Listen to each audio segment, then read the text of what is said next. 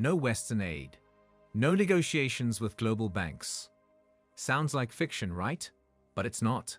It's real. Burkina Faso just did the unthinkable, and it's left many global powers completely baffled. Why?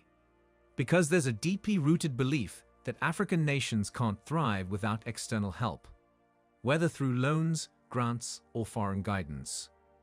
But Burkina Faso just shattered that narrative. They didn't wait for permission.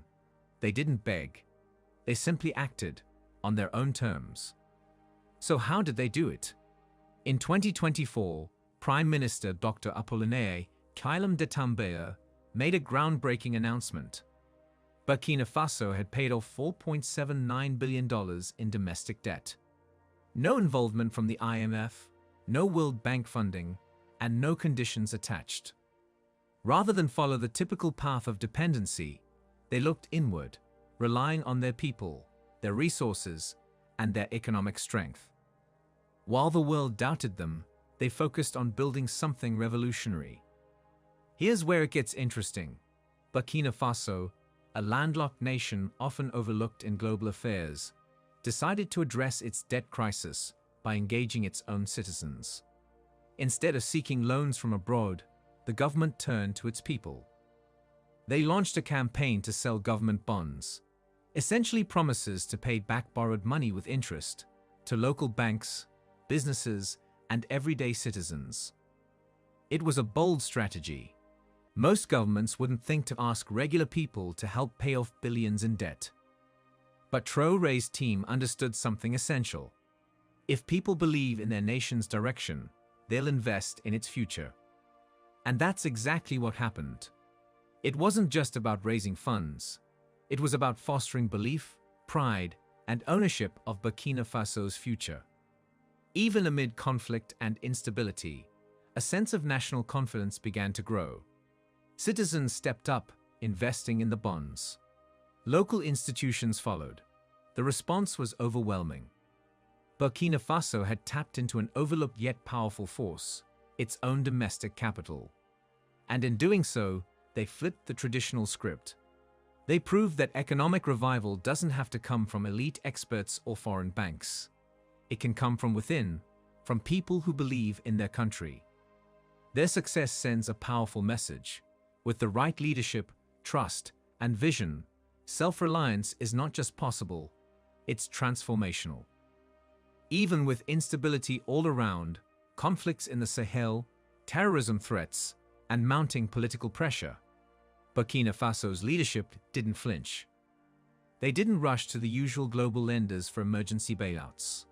Instead, they stayed the course, kept calm, and focused on keeping their financial ecosystem alive and thriving within the country. Normally, when a nation is facing turmoil, investors get spooked and start pulling their money out. But this time, something different happened. Rather than retreating, local investors stayed in. Why? Because the government did something rare in today's world. They were transparent, they had a clear plan, and they shared it. They said, here's the debt we have, here's the strategy to deal with it, and here's how you can be part of the solution. And that message stuck. Despite real threats on multiple fronts, Burkina Faso kept its economic footing steady. Investors could sense real leadership at the helm, someone steering the ship with purpose, even through turbulent waters. By the way, if you're still watching, that means you're enjoying this. Go ahead and hit that like button, done. Cool, let's keep going. Now here's where things got even more strategic. Burkina Faso didn't just ask for people's trust. They backed it with something tangible: gold. Yes, Burkina Faso sits on significant gold reserves. So when the government asked citizens to invest in national bonds, they pointed to mining revenues as proof there was real value behind those promises. They weren't selling hope.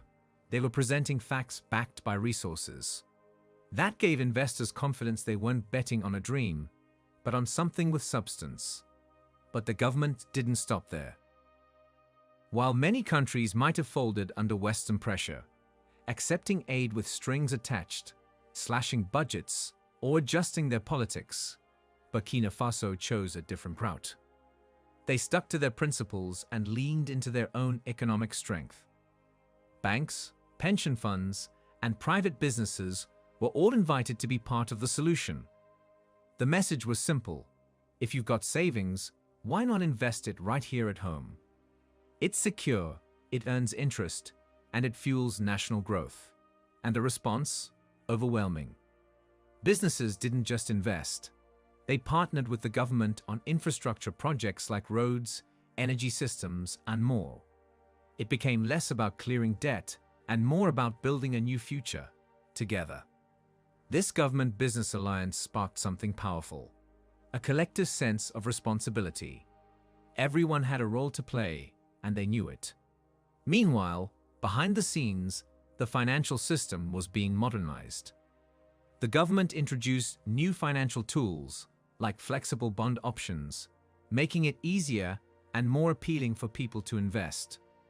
Not just big institutions, but everyday citizens and small business owners got involved.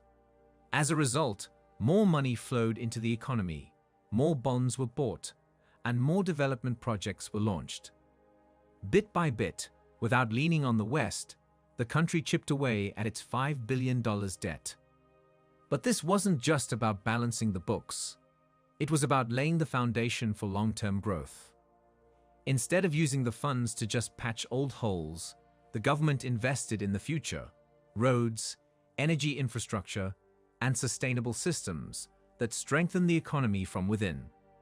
Smart, right? Because once you have reliable infrastructure, consistent power, and smoother transport, people notice. Foreign investors begin to take interest, realizing there's opportunity here. But Burkina Faso wasn't doing it for outside approval. The bigger mission: making sure they'd never again be dependent on foreign aid or trapped by conditional loans. It was about taking back full control of their future, and that shift in mindset changed everything. They weren't just settling debts. They were laying down a real foundation, something strong, something that could grow and last. And here's the most exciting part: the funds they raised didn't just go into repaying what they owed. It ignited a wave of new opportunities. New jobs, new businesses, fresh ideas. What started out as a burden became a launchpad for transformation. Burkina Faso didn't just cut costs or play it safe. They flipped the entire playbook. They chose to believe in their people, to invest in their own markets, and to reject the outdated systems that had kept many other countries stuck in place. Now, here's the question that keeps popping up. When times got tough, did the West step in to help? That would be the usual expectation, right? Typically, when a country's caught in conflict, trying to rebuild from political shifts, or fighting for stability, wealthier nations throw in some kind of support. But not this time. At a moment when Burkina Faso was under immense strain, fighting off armed groups, repairing broken institutions, navigating a major political shift, the West didn't offer a helping hand. Instead, they backed away. Major players like the European Union and other Western powers actually pulled the plug, freezing aid, imposing sanctions, and halting development funds. No emergency support, no cooperation, just isolation and pressure. It was like turning your back on someone while their house is on fire. Why? Because Burkina Faso's military ousted the previous civilian government in 2022. That didn't sit well with the West. Their message was clear: you didn't follow our rules, so you're on your own. And it wasn't just Burkina Faso. Neighboring countries like Mali and Niger faced the same cold shoulder. Sanctions, threats, no assistance.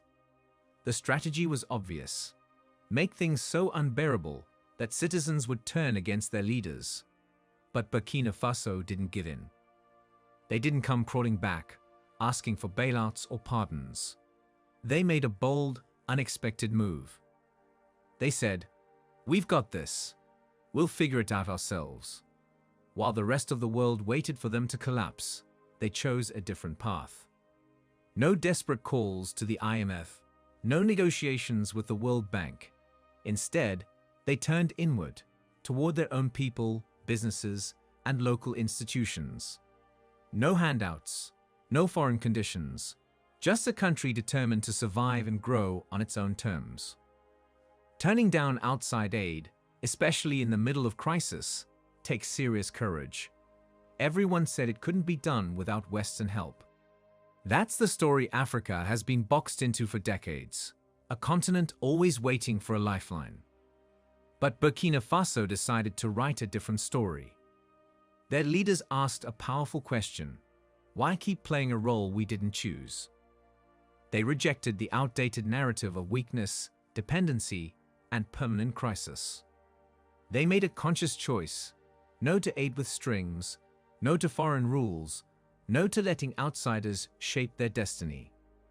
Instead, they turned to the people who know their country best: everyday citizens, bankers, entrepreneurs, workers.